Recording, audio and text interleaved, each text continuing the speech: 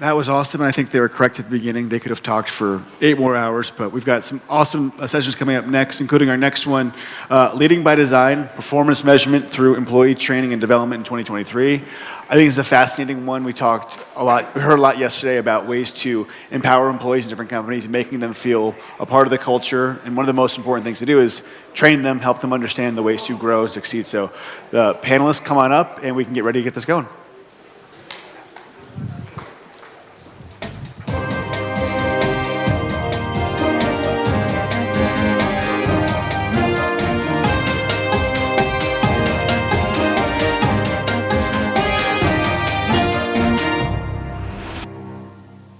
Good morning, everyone. Good morning, audience. All of you who came here bright-eyed and bushy-tailed on the second day of this summit. It's my pleasure to act as moderator for this panel, Leading by Design, Performance Management Through the Lens of Employee Training and Development in 2023. Now, my name is Daniel Cunningham. I'm an instructional designer with a background in K-12 education and administration. Now, our panel will aim today to present the scope of contemporary learning and development. The panel will discuss the relationship between different approaches to learning and development and their impacts on business performance. Now, I'm privileged to be joined on this stage by 4 expert panelists and exceptional people. But first off, let me introduce, let me say that while looking at the stage, it might make things a bit clear to think of the stage as divided into 2 halves. We have consultants on the side closest to me. They've kindly worn jerseys so that you can identify them. And we have the practitioners on the other side. It'll make sense as I introduce them. Okay? I'm hoping this format will get adopted in later summits. Now, okay, without further ado, allow me to introduce Val Jusufi, CEO of LEORON, a leading corporate training and ed tech company in the Middle East and North Africa. Val's firm has been at the forefront of developing cutting-edge training programs and consulting services in the region since 2010. Now, in addition to that, I have the pleasure of knowing Val in a former context and her wonderful children at the local international school here. Next to her is Dr. Tome Eftimov. Tome has his feet firmly planted in both academia and business management and computer sciences. He is the head of AI at TeamLift, an impressive startup that uses evidence-based skills data to optimize workforces. If that sounds complicated, it gets even more complicated when he starts talking, but it's fascinating. He is also a senior researcher at the Jožef Stefan Institute and assistant professor at the Faculty of Computer and Information Sciences at the University of Ljubljana. Now, representing what we'll call the practitioners, the managers, we are joined by Borijan Borozanov. Borijan is a manufacturing director for Johnson Matthey representing Central and Eastern Europe. Borijan has more than 20 years of experience in international management and corporate leadership roles. He's also a member of Macedonia 2025's advisory board. Rounding out this panel is Dr. Vlaho Kostov. Vlaho is an R&D executive with Panasonic, head of Central and Eastern Europe and the Mediterranean region. He is also representing Panasonic in several management boards and industry consortiums and associations. He has more than 20 years of experience in consumer electronics, telecom, and automotive industries. Vlaho is also a member of Macedonia 2025's advisory board.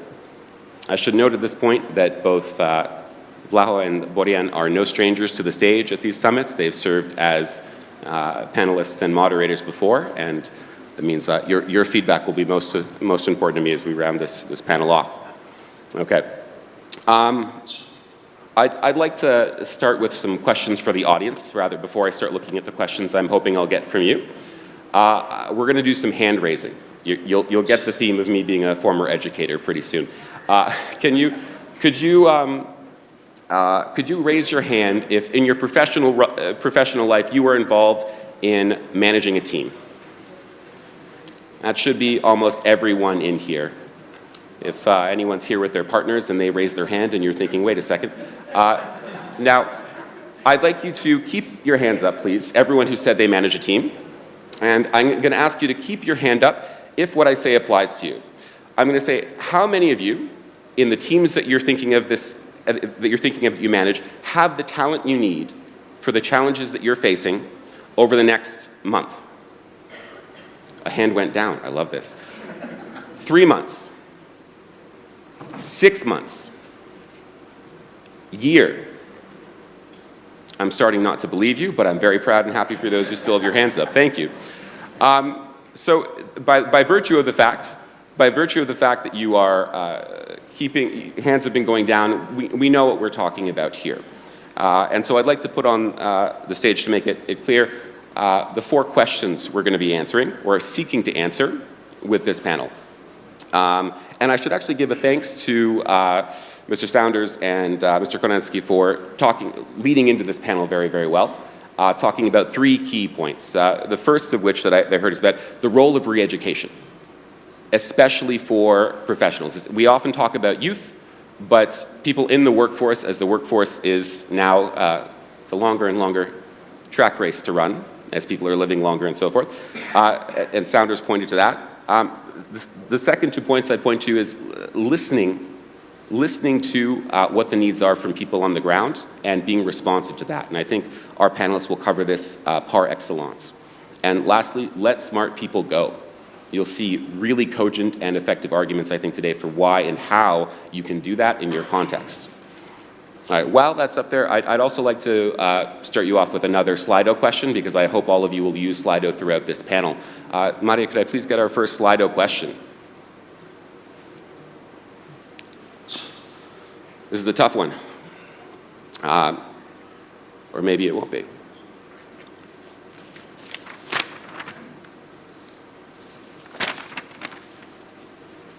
Take your time.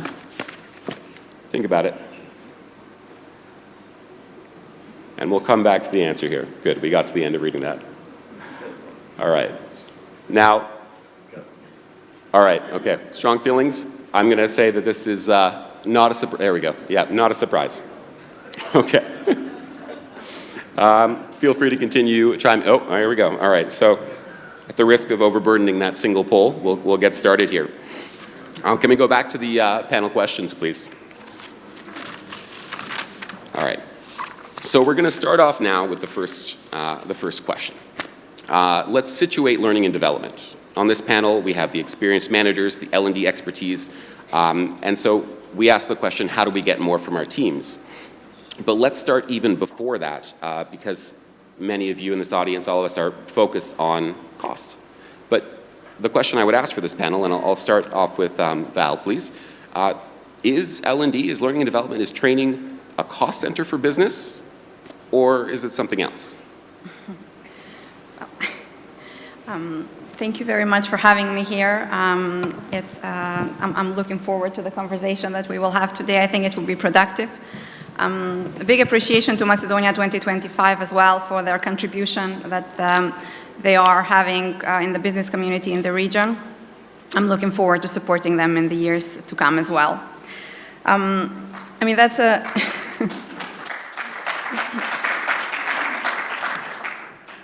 That's one of the questions that L&D professionals have on a daily basis, as you can imagine, with their leaders, with their CEOs. So it's really a question that we don't like a lot. But I'll start with one of my favorite anecdotes, and that is, you probably know, most of you would know it, that is a CFO says to a CEO, what if we train our people and they leave? And then the CEO says, what if we don't train them and they stay? So, so really the reality in the ground when it comes to L&D is as simple as this anecdote. And I think it just sums it up. Now, one thing that I want to make clear today, and this is probably the thesis or the impact statement from my speech, is that learning and development is an integral part of the organization strategy. So we're not looking at it separately. It's not like, learning and development here, and then your fancy balanced scorecard, is somewhere here. No, so they go together. So learning and development and organizational development are one. Now, what is learning and development strategy? So when we look at learning and development strategy, so we've established that it's an organizational strategy that looks at the workplace competencies, capabilities, and skills, and then finds ways on how to develop, how to further enhance these capabilities, competencies, and skills. Why? So you have a sustainable and successful organization. So it's as simple as that. Now, learning, we all know that it is directly linked with boosting the performance of your employees, right? Let's take an example. You want to introduce a new market. You want to start a new product line. How do you do this? Through capacity and capability building. How do you build capability? Through training your people. So besides, it is definitely directly linked with reducing cost of employees as well, or generally reducing cost by introducing new tasks or faster ways of executing a job. And of course, learning facilitates innovation and creativity, which we all know in today's business climate is a must even for survival for a lot of industries.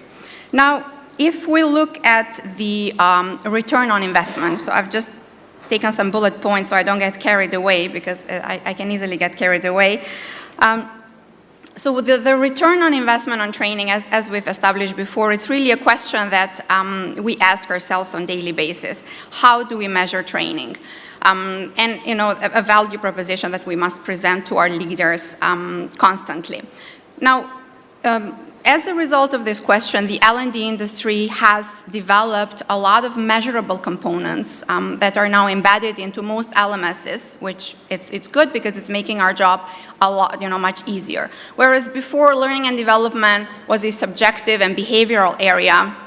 Now we're trying to put every skill into an empirical system that then can easily go to your LMS, to your performance management system, to your HR systems, and then it would be much easier to be measured. So thanks to technology, it's much easier now to measure the return on investment from training. One of the methods, like we use best practices at LEORON, we use various best practices when it comes to training evaluation. But one that I would like just to briefly present today is the Kirkpatrick training evaluation method. If you haven't heard of it, I would highly suggest you get the latest book. It's fairly simple, and the latest book is short and updated. This is a very old training evaluation method, and we've been using it at LEORON for almost 15 years now, because it's fairly simple. So there are 4 levels of training evaluation. The first one is the reaction. This is basically the experience. So did the learners, did they like the training? And the tools we use to measure this is daily evaluation forms. So pretty simple. The second one is the learning. Simple as well, I would say, and most training providers and L&D professionals are able to measure this. This is if the delegates learned something out of this training. Tools we use to measure this is pre- and post-training assessments. And then the second, and the third and the fourth one, this is when the difficulty lies, because reaching there, then you would need the support of the company, you would need the support of the manager, since this now happens when the delegate goes back to the workplace. So the third one is the behavior. Did the delegate change something out of this training? Anything, even like, a small change. Have they start to implement anything that they've learned? Tools we use for this, we embed small projects, we get in touch with the manager, we have post-training, online post-training, so we involve the trainer. In a lot of the cases, we are successful only if the managers and the obviously are cooperating, the delegate is cooperating. And the last one, this is the most important one, this is the result. So the last level is we're looking at, as a result of the change that they've done in the company or the change in behavior, were there results? Did we see improvement in their performance? Did we see, obviously this, then would lead to higher profitability, or did this training affect our bottom line positively? So the result, as we said before, it used to be quite difficult to measure, but thanks to the new LMS systems, it's becoming easier and easier. And of course, you have to feed the LMSs properly, but then if you do, there is analytics inside the LMSs that would measure the KPIs and the learning objectives, and then would give you clear return on investment from every training. I'd like to ask a follow-up question, Val, just this context. The clients that you work with, when they're looking at the data that you've created through your LMS, your learning management system, and you've got the APIs to track this, Are they seeing the connection as clearly as you do as an L&D specialist? Now, the thing with our clients is most of our clients are quite big corporations, like Sabic, Saudi Aramco. So they have very sophisticated LMSs within. So this makes our job much easier because then we don't really use our LMS. So, we don't really get involved as well with the result as much, only when they want us to get involved. So, yeah. So the context and the LMS that's used will have a big impact on how results are understood. And so Absolutely, okay. absolutely. Thank you. It's all about usage. It's all about how you feed the LMS at the end of the day. And in that vein, going next to Tome to talk about really perhaps an overwhelming amount of data, but you make it seem less so. Let's hear about TeamLift, please, and its perspective on ROI. So, hi everyone. First of all, thank you for the opportunity to talk on this wonderful panel. You need to be aware that now I am like completely technical person, so I'm not a manager, and probably in my speech it will be some technical details, and you will see, for example, it's nice to have training, but actually technical people believe in data, believe in evidence, don't believe in qualitative research, but actually they believe in quantitative indicators.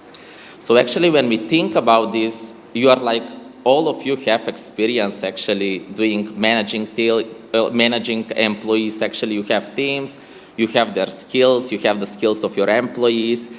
Probably they are missing because this is a time-consuming task, and doing like this skills mapping for a large organization actually is really a problem. But it's nice to have a training, but people, for example, who work with data, they distinguish between data, information, and knowledge. So what is actually the main vision behind TeamLift is that you can have the training, you can have a certificate, you can be like exposed to some information. But this doesn't mean that you own this skill until it appears in your experience. So if you want to be knowledgeable in one skill, what you need to do is actually to perform some tasks, to have this task in your data. So what we are doing actually in TeamLift is, if you are a manager, probably you are using some productivity management system. Even you can have, like, for example, Jira, Workday, PlanView. You can have also meeting notes for your employees, right?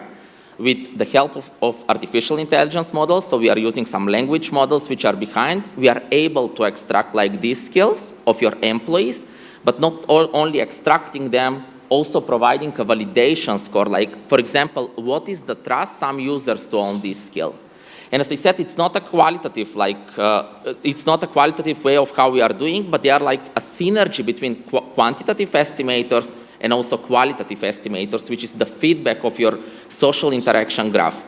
So what is actually the idea behind TeamLift? You know what are the validated skills of your employees. To be honest with you, like self-reporting your skills and fine-tuning the skills only to the job posting to be selected and only looking for a better salary, it's an old-fashioned technique. Because why? You can have the best CV, you will be hard on the position, but actually you will not be able to perform the tasks required by the manager, and then it comes delays in reports. You don't have return on investment, you need to hire more people. So first we need to have like a better, clear view of what skills are in our team, and actually this can be done only looking in the data. So Tome, yeah. At the risk of creating a further division on the stage, is what I'm hearing from you partly that training in large part is only as valuable as the experience which follows it, and in a way, any effort to design training isn't validated until it's been put into practice and context. And so certification, education take a back seat. Maybe this is specific to very technical fields or ICT fields, but is what you're saying perhaps that there would be a disconnect between your view and the experience of the industries your company provides services to and perhaps traditional corporate training environments? I think there is a difference, but as I said before, and Val actually explained really nice, training is nice to be happen because actually when we are doing training, people are exposed to some new information. Then it's really like difficult. We said, okay, we have these technologies, we have this new measurement, we need to have some quantitative indicators, how we can measure if there is a return on investment, right, of doing this training. It's not about only this paper of certificate we are owning, but it's about how we can actually estimate, measure the return of investment. What we are actually doing, we can see if this skill, is the training was effective enough. For example, if these skills are actually used by the employees in their daily task to perform a new task, or actually we can say if the training was successful. So everything is about in your data, so we need to listen to the data, because what is the vision of TeamLift is you can be an electrical engineer, but imagine your passion is a fitness, right? And then you finish the faculty just to have this diploma because at that time you think that this was nice opportunity for you, but after that your entire career is doing like some fitness. What are the skills you are owning? Your diploma? No. What you have done actually, what is presented in your experience. So this is actually how TeamLift is looking on changing the workplace and workplace environment. Thank you. Thank you, Tome. Borijan, rather than diving into the cost center aspect of this, maybe, I mean, given what we've heard so far, could you speak a little bit to J&M and in your experience, we'll call it the value that you're getting from the ethos at J&M. So what has your experience been in the scope of L&D in that environment or in manufacturing generally? Okay, probably I can connect it, and you know, the division exists here on the stage, but actually we don't disagree on many of the topics. It's just on the where we approach it and how we do execute it. So aside from J&M, I was fortunate enough in my career to work in different organizations which had you know, different source of competitive advantage, whether it's operational efficiency or customer intimacy or pure innovation. Johnson Matthey is a kind of a innovation type player, focused in a niche expertise related to precious metals. But anyhow, I mean, on all these three sources that I explained, I mean, it's my personal belief that whatever is the source of the competitive advantage, it needs to be supported by a learning organization beneath it. So the actual goal for the managers, for the leader, is how to enable a learning and adaptable organization. So the development there, it's a key piece. Some very typical example that we are doing right now is the so-called 70-20-10 breakdown, where we heavily invest actually by learning by doing it. Then the 20% comes from designated coaching and mentoring, and only 10% is actually with the external consultants and trainings, etc., etc. Because really, there are millions of frameworks, there are millions of approaches there. However, what I found that it works actually is those 70% that, you know, on the job, you tackle the problem and you learn by finding the solution, and you learn by doing it, and then you make it systemic knowledge of the organization by sharing it with the others. I was inspired by the previous speaker, and actually we are lately experimenting with the OKRs in Johnson Matthey as well, so really exciting topic for me, and you know, that's one of the venues how do we measure actually development. So there are specific objectives and key results which are put in front of the managers that you know, we commit to, and even, you know, on my personal OKRs, you know, I have put 20% of my time for the breakthrough initiatives which involve mostly talent development there. So that leads me to a question. Since this first section of the panel, we're talking about cost. We're talking about, is L&D a cost center, or does it drive something else? And so this 70-20-10 principle it's echoed in the L&D world as it's learning happens in context, right? Training doesn't always need to be the solution, but when it is, of course. So my question to you, as someone who you have your time is very valuable, you're responsible for large groups. Is that mentoring component, do you factor it as a cost in some way? No, not really, but you know, let me switch the argument on the cost side. It really depends how you set up the L&D, okay? If it is integral part of the organization and of the standard work of the managers and the leaders, then yes, it is a profit center actually. You know, it has a very measurable return on investment. If you set it up as a central, siloed type of organization, it becomes, you know, kind of fulfilling its own purpose, right? You know, so it gets isolated and very, very theoretical. So, on contrary, right? You know, I repeat, every manager or every leader has a mandatory part to play with developing their teams, regardless of which level of the organization they're focused. And it has a very clear return on investment. The way how we are measuring, I mean, okay, empirically, you know, although the consultants will probably say that it's around 60–70%, et cetera, in terms of engagement increases, etc. In my experience, usually it's around 10–15%, which I accept as a manager, as a leader. It's a very suitable return on investment on all fronts. Thank you, Borijan. Would you mind actually moving your mic just a little closer to you? Thanks so much. I've been having babies screaming in my ear for too many years now. I'm slightly hard of hearing. I think this leads really nicely into Vlaho and his experience with Panasonic across multiple continents. So Vlaho, could you maybe speak to perhaps conceptions of the value that training and development in the context you've worked in have provided, and what the perspectives has been between these regions? I mean, in the today's, I mean, it's a fight for a talent, and we put a value into it quite a lot, especially in a large corporation where you operate across continents. You see also the difference between regions.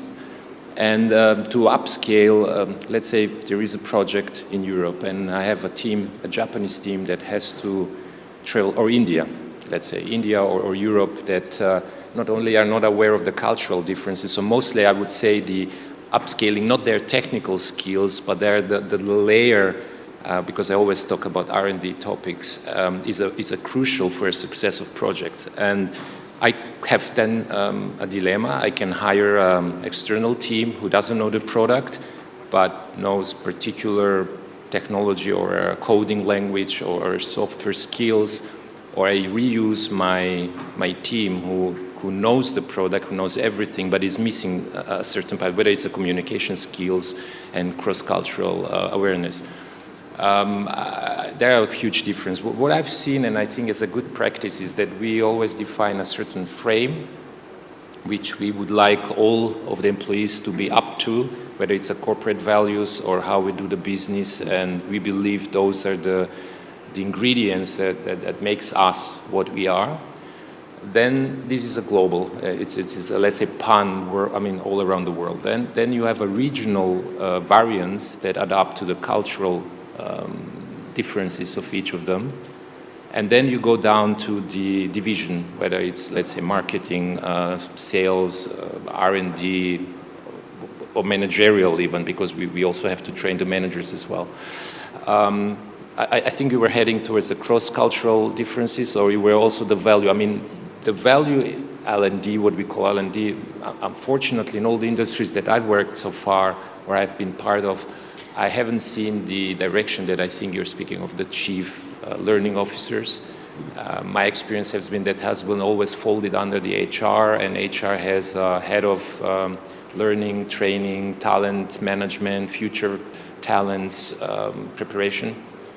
And it doesn't work, that it's wrong, it's the way how currently works, has certain results, but what we put a lot of value and try to improve that, but how we measure it, for me it's a cost center, back to the question, a pure cost center. Maybe Val disagrees, we will fight on it, but that contributes strongly towards the profitability, for sure. It's, I look at it, if I would have, let's say, a new product and you want to launch it with a, you have a QA&I department testing one, they need a new equipment to make the product better. I have to invest in that equipment to test it better.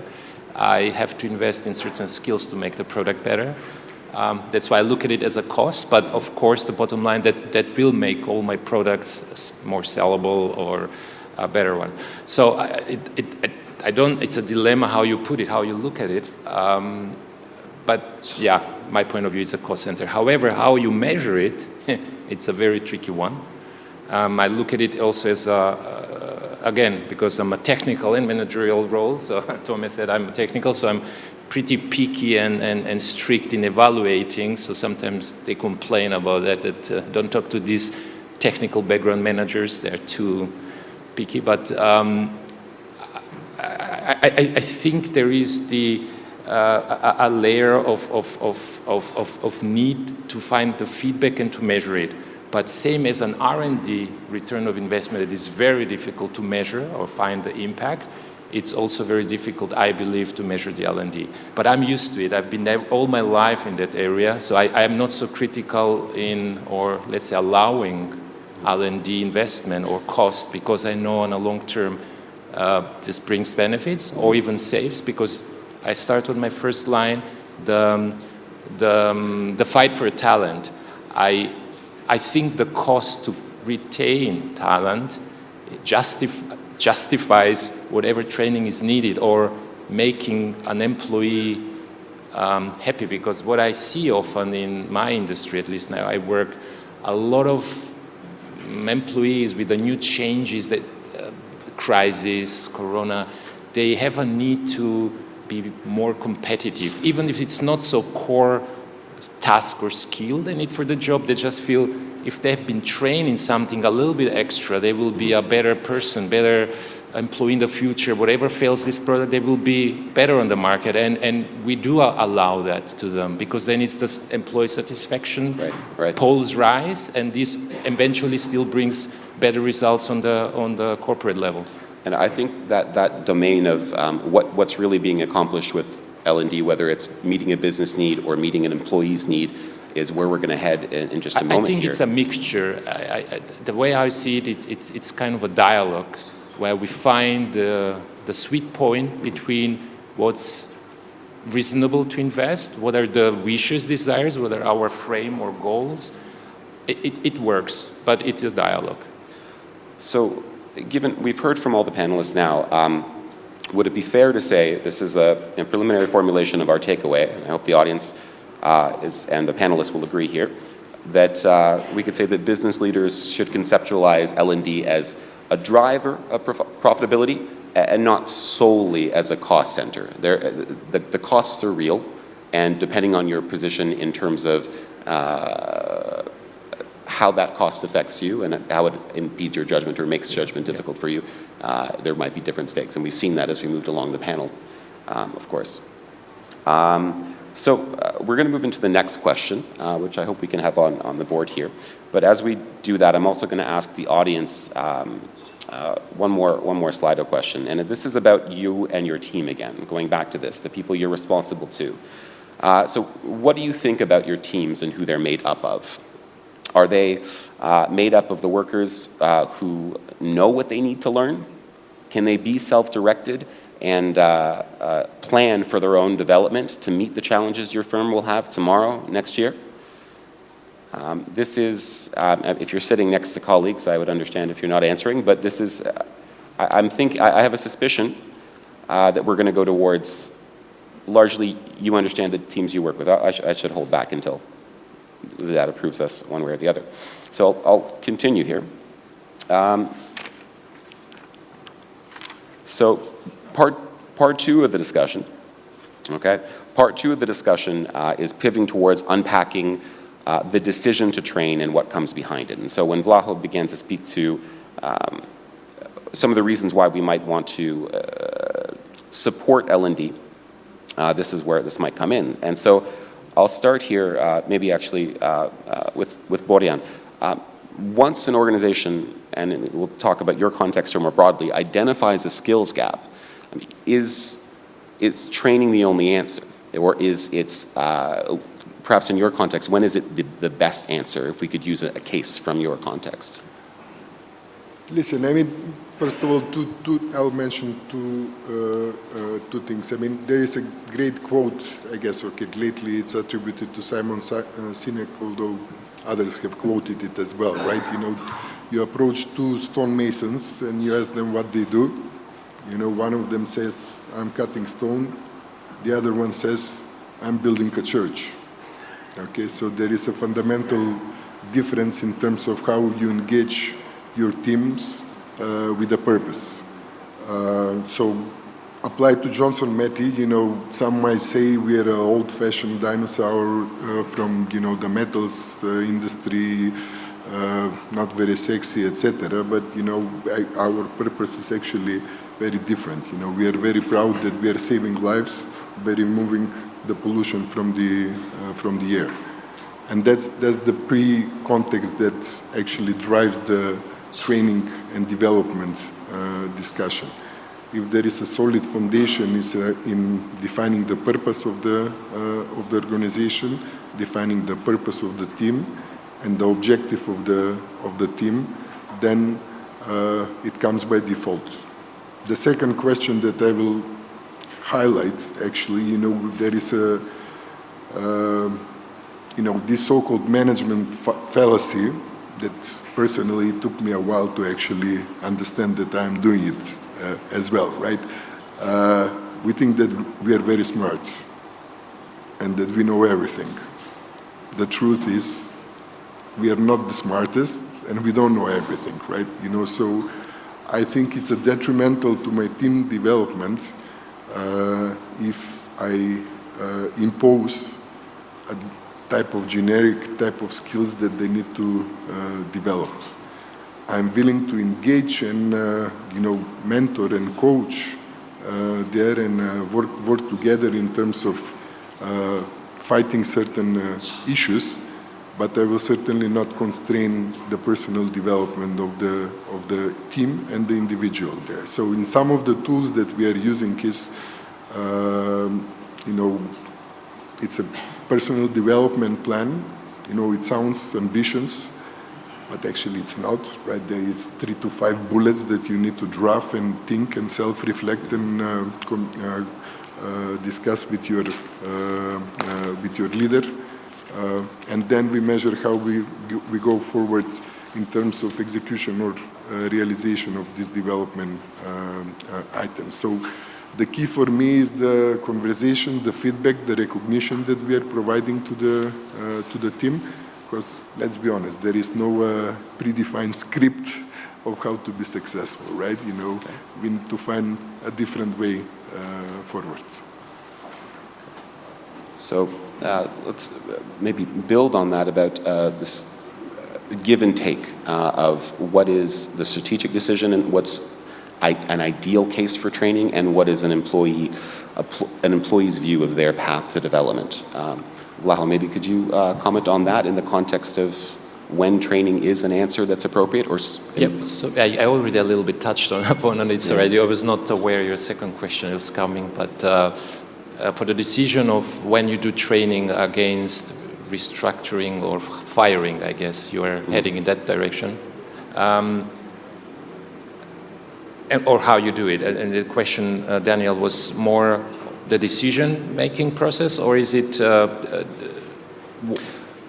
in the decision to provide support for an employee who's looking to develop, perhaps in a direction which is not critical to the needs that you have a very clear sense of what's needed? Yeah, as I mentioned, this I find it as I mean, we have these continuous dialogues. I think they're quarterly based, where you have a feedback of what are the desires, where they see themselves develop, in which direction, what their needs are. And of course, they have to fit the frame we have set from a managerial level that we want to go in that direction. That's first. That usually always fits. On the second level, the immediate business needs. If it fits, it's great. Then cost is not an issue. If there is a deviation or it's not that close, if it's a software developer who wants to do a yoga training, I would say no. If it's a software development who has to improve communication skills because he has to talk to certain partners and or sale, even the pre-sale, let's say technical sale. Of course, that's not software skill, but it's very needed. That is usually a goal. And then, of course, the cost of it. But this continuous dialogue, which I see, I think it's the secret ingredient in it, and in my experience worked pretty well, where there is a top-down approach where we think these are the options, is a menu. Even if you are not hungry, you can look at it. If you are hungry and it's not on the menu, tell me what it is. Maybe the cook can do it. Until now, I believe the understanding the needs, and then we bind it with the performance management, basically. So it's a dialogue where there are two separate topics. You discuss that, you set the goals, you evaluate performance, but by the way, what would help you achieve the goals better? And then usually employers open and say, well, I would like this, and this is usually face-to-face. It's a very intimate environment where they're hopefully they have the trust in the first-line managers to express themselves, but there are other channels where they could also channel that through HR and then I personally try always to meet that to the extent possible, unless it's a very far thing. And as I said, back to my the fight for talent, I feel that this presses me even more and more to satisfy certain not so business, let's say, related needs, but satisfaction, employee being happy being there, because he said that they had a free food and gym, which is great, but I gave them satisfaction, also happy doing what they're doing in Google. And it's kind of a mixture. It's a mixed calculation, I would say. And I'm a strong believer in that. Happy and motivated employees will help me more than a couple of €1,000 cost per year. That desire to ensure that needs are met when those needs are not business focused. I think perhaps the poll that we've now gotten more results from, if we can get that on the screen, please. We have 50% of the audience suggesting that your team are working towards a goal or open to it. Sorry, I should say closer to 60%, but those aren't necessarily critical or mission critical for what your current needs are. And I think this next portion of what we'll be discussing will get into when and where and why needs like these, employee needs and desires, can be met, should be met for larger business reasons that aren't related to strategic ones. We'll unpack that a little bit. So just to put this to start us off, I think let's talk about emerging best practices. I'd like to start with Tome for this, please. What L&D practices are emerging, which are effectively solving business needs? And so we'll step maybe away from what the employees want and what perhaps TeamLift is showing is best. So actually it was a really nice discussion previous by Borijan and Vlaho, where they said like we have this professional growth, like professional development, so we are most working as coaching, right? I strongly believe in this. Even one of my coaches are here in the first row presented today. So this is like really important for your growing career, but actually, for example, we need to think about like when this training should happen, right? And what kind of skills, like Vlaho said, it can be like a software engineer, but why doing a yoga course, right?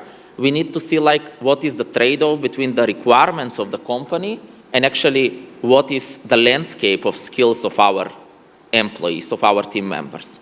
So what TeamLift is going like in this direction is like, we are able, imagine for example, we are all employees. We are somehow connected with, in a graph, we are people who are owning some set of skills, right? Some of us are sharing the same skills. So actually we are somehow connected, even if we are working in different companies. So when it comes like to this, to know if we need to do training, if we need to do like learning and development, the vision behind TeamLift is actually that we can identify employees that are easy to learn new skills, even if we are not aware that they are able to learn this, because actually some subset of skills are going together. And this is beyond HR theories. It's not, for example, if you are a software engineer, you need to have this package of skills, but actually this is only based on experience data. Because some software engineers need to become managers in future, right? So they need to have, like as Vlaho said, communication skills and everything. So actually, based on your experience data, we are able to predict who are the employees that easily are able to learn something new. Then it comes, like Borijan said, on coaching. If we have this kind of information, which comes like from some artificial intelligence models, then the coach can talk with their employees to provide them their opportunities where they can move in future. So there is like a really big part when it comes to this upskilling, providing opportunities. On the manager side, imagine, for example, you have something which, you have a new project, like project description, it's 100 pages, right? You need to identify what are the required skills that should become. And think about that now, digitalization is happening and new skills are available on the market, so we need to follow the new technology, right? So it's not about some old-fashioned skills subset we have in the company, but think about that company is an evolvable process which needs to require new skills which are actually needed. On the manager side, actually, you can provide this kind of description. We can identify like the required skills, and then you can see like a really nice portfolio of who are your employees that have those skills, and actually you can find where you're missing. Even if you have like some long-term perspective of, for example, what you are targeting in the next 5 years, like you want to move, you want to come on the market with some new product which is not already there, actually you can say, we need some other skills. You can do the description, we can identify the skills, and also we can identify the employees that are able to learn something. What is really nice, something when we think about training, we need to think about that in these large companies, because like actually we have experience working with KPMG, FIS, when we talk about really big teams, there is maybe someone in the team that owns some skill, but we are not aware because of the noise of too much employees, and we are thinking that one person is doing the entire work, but actually a person is taking only the value for the work. So it cannot be subjective. So Tome, on that note of larger organizations and the particular vacuums that can emerge where talent is unidentified and underutilized, could you talk, there's a question that came through Slido right now about scalability and in larger organizations. But I'd like to, that was a really good question, but I'd like to flip it since it's now been addressed to an extent. What about the role of L&D systems and evaluative tools for smaller organizations or medium-sized organizations? How does scalability work in this context? And I think, Val, for you as well, this might be a great question to hear from. Yeah, in our opinion, like our focus was first like the large companies, because actually it's really difficult. We have like even some personal motivation to be involved like in such kind of teams, because we want to know like the skill set of our team members. And actually it's nice to share the work, it's not nice to share the value, but actually we need to understand who is doing like the entire work. When we think about scalability and we think about like medium or actually small enterprises, about medium, I think TeamLift can bring a lot of value. About small companies, it depends, like this small is a relative number, right? I don't know like what is small like for different kinds of companies, but I strongly believe that if you have a small team from 15 to 20 people, this is like, in my opinion, like a small team, probably you can have, like you can manage such kind of skill set. But actually what is really more important, like TeamLift believe in dynamic, traceable and evolvable skills. It's not about what the team is currently having at the moment. Why updating our CVs, our bios, when we can dynamically identify, and this can go like dynamically in your skills wallet. So maybe it's another opportunity actually to have like evolvable company where this skills mapping table, it's not a time-consuming task, and then mapping like the skills of your employees in one Excel document, which in my opinion, it's not happening to the organization, even in small companies. And there is another way, like how I can see for small companies that is really important. How many of you are using like some famous word standards for describing skills? Lightcards or ESCO? Because I saw a lot of managers here, and these are like the two standards which are pretty much acceptable in the world. Can you raise your hand, please? Could we get that question just once more, please? Yeah, I would like to ask the audience. Yeah, could you repeat it again? Yeah, sorry. So for example, there are standards for skills, how you are classifying the skills, how you are describing the skills. For example, database management, project management, so this kind of skills. Can you tell me, for example, can you raise a hand, for example, how many of you are using ESCO? ESCO is like the skill standard which is developed by the European Commission. No one? Okay. How many of them are using Lightcast, which is really popular in United States because actually we are on the market in United States? It should be, right? And our actually research what shows is that people are buying the license for Lightcast. They are buying some data because they are now really trending these data AI companies. So you can buy the license for Lightcast, you can go on such kind of panels, and you can talk about digitalization, and you are following like the new standards, but actually Lightcast is on some storage store. No one work with this. Why this is really important? Because actually, imagine you have two companies, small companies. You describe, I can say database management, some other manager can say working with databases. For the computer, this is completely different. And there is another company that bought these companies together, and now they need to merge the skills of these two small departments, right? Is this an easy task? How you will know what are the skills when you bought this? So we need to think about this interoperability. And then when we talk about small enterprises, I think the benefit of using like TeamLift is actually to follow dynamically what are the skills that are coming from the evidence, and actually imagine further, we can be easily interoperable, we can easily benchmark different kinds of data because we have a standard. As a manager, you will always see on your front end your vocabulary. But what is happening behind, and these data-driven approaches, is a kind of making data interoperable and normalized to the same standard.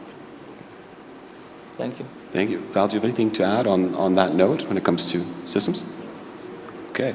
Tome, would it be fair for me to summarize, or to take a part out of what you have shared, and that dynamic approach, what that means, as someone not fully familiar with TeamLift's dashboard and its utility, is that it presumes that you are keeping talent for a long enough time that as they develop with you, you're tracking that and using them to their fullest throughout that period. Yeah, and when we think about like developing talent, there are always a lot of opportunities where you can move in future. It depends how many effort you would like to spend to go there. For example, if I'm a senior AI-like researcher, I can go to different positions. And if you benchmark the data with these famous standards and taxonomies, you can do some explainable machine learning, and you will know like in how many percentages you need to spend some effort if you want to go to some other position. So this is really important. And there is no one potential career growth. There are a lot of. It depends on you and what you want to do.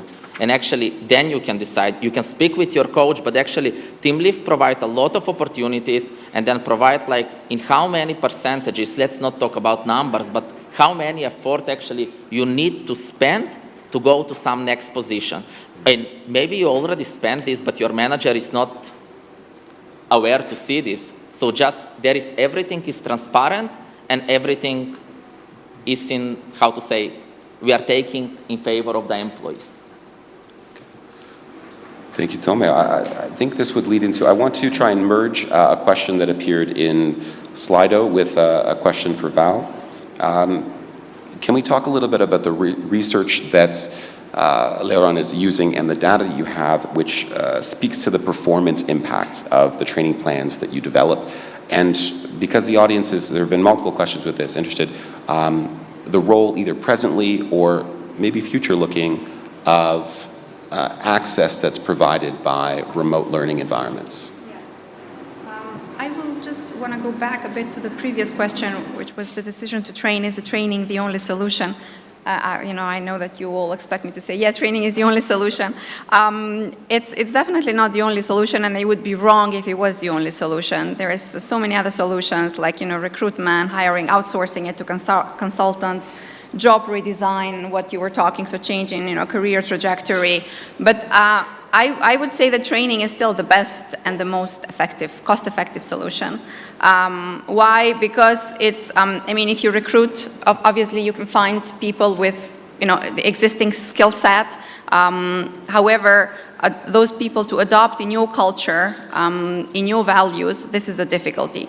So upskilling or reskilling an existing employee would definitely be much easier, and you would get short-term results if you want to fix something quicker, and then long-term results, because then you'd be able to cascade this knowledge through coaching and mentoring horizontally and vertically.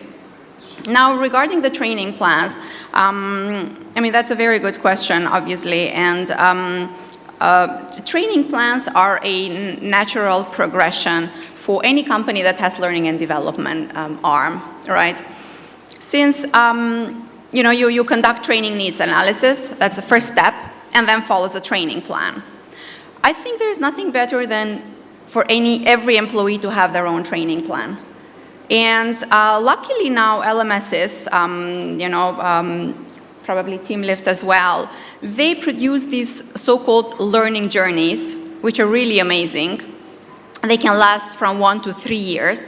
And then within the learning journeys, you would have the mandated training or skill set that your manager or, obviously the company has decided that you need and you must take, but also you would have a wide range of skills and knowledge that you can take on your own because you would want to, let's say, change careers, which now in the new companies, these fluid career paths are very popular. And I think this is the future, whereas you are you're supporting your employees to change jobs anytime they want. But you cannot just say that, okay, in our company we have fluid career paths now. You actually have to support it, because unless you support it, he won't be able to move to a different department. So I am a very strong believer on training plans, and for any really L&D approach, it doesn't matter if it's centralized, if it's bottom up, as long as there is a structure, as long as there is a plan for each division, for each employee, then it's much easier for people also to decide on what they want to do in the future. But there must be some foundation. So I think that emphasis on the integral role that an L&D plan, whether it's situated within H&R or employee development or however it's articulated within the corporate ethos, puts us at a good closing point for this third question. Because we want to make sure we can get to our last question, because I think that's what the biggest takeaway for many will be. But if I can summarize what we've heard so far on best practices, both through answering this question and the preceding one, that data plays a huge role. If I could get that up on the screen, actually, please. That data-driven approaches that focus on providing relevant training, and this speaks to following this data and following each employee and having a plan for them, and that leverage social and collaborative learning through mentorship programs and through ideal team compositions that are backed by data, that this is what leads to being able to measure that business impact and creates that critical impact. Okay, at this point, we've got just a few minutes left, and so that means I'm going to ask everyone on the stage to be a little bold. You thought I was going to say brief, Borijan, but I didn't. And to make some forward-looking comments about the open questions for L&D in the years ahead. And so I'd love to just, let's start off and come back the way we came. Vlaho, what do you see as perhaps speak to forecasted skills deficits in consumer electronics? I believe the importance will even raise further, and I will be waiting for more advanced solutions for the co-speakers on the other side, but I believe definitely AI is one of them, which with a technical background I'm going to I believe there will be an issue with immediate acceptance, a little bit of pushback probably, but I would personally, I speak from personal, I would find it very useful to have it as an additional variable to whatever decision I do today, to know that AI is saying this, I believe this, and maybe I make a compromise with the AI and plus the employee. But I believe the AI would be further increasing, and the importance within the organization will be further increasing. So any help, whether it will be AI most likely, I will appreciate. Right, so analytics to drive that, the AI information, and then listening to the employee. Exactly. Okay, thank you very much, Vlaho. Borijan, speaking still to the open questions for L&D in your practice, you used the phrase, you might consider me a dinosaur or J&M, a dinosaur's approach. I would challenge that and say that what I've heard from you in this conversation and outside this is it's exceptional. Can you speak a little bit to maybe the role or impact that L&D practices, or rather mentorship practices in the J&M context are having or influencing in our region? Yeah, I mean, and the quote to the dinosaur is, you know, our mission is to transform the dinosaur at the moment. That's why we are experimenting with a lot of tools. However, the impact is much wider, right? You know, it's the impact that we have is, you know, to the wider community and to the other stakeholders. I'll give a couple of examples. I mean, one of the strongest value for Johnson Matthey is safety of our employees. And there are very, very structured programs how to actually have develop skills related to safety at work and to, you know, achieve the results there that we want to achieve. Very interestingly, because we are cooperating with the chemistry faculty, and after some discussions, actually, they decided to copy our approach and to introduce it in the first year in the curriculum, and they have actually a designated topic, safety in lab. So I didn't know actually that it was not by design, right? You know, it came organically there. So I was really happy that actually we do have that type of impact. But nevertheless, I mean, back to the coaching and to the mentoring. You know, it's a numbers game, right? Mm-hmm. You know, so you exponentially grow the people involved there.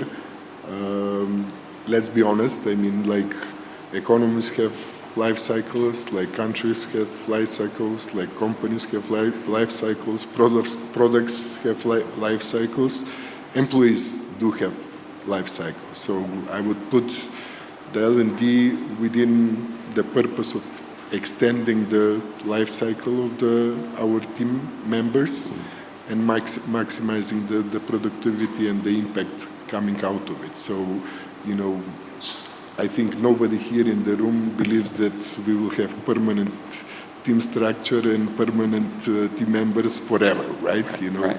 Change is the only constant, right? Yeah, yeah. On that note, change is coming as we move through the agenda for today. I've been very kindly warned by that lovely lady at our MC's side. Because we're finishing up on the note of open questions, and because you haven't heard from the consultants, I would encourage, I think we could close off by saying you should seek out these two consultants and maybe ask your questions to them. That would be a great use of your time during one of the networking sessions. Okay, I'd like to thank the panel for their insights and for starting to carve out, I think, what should be a very exciting area in this region and for all businesses as we move through digital transformation and all these other themes that the summit has touched on. So thank you all, and it's been an honor.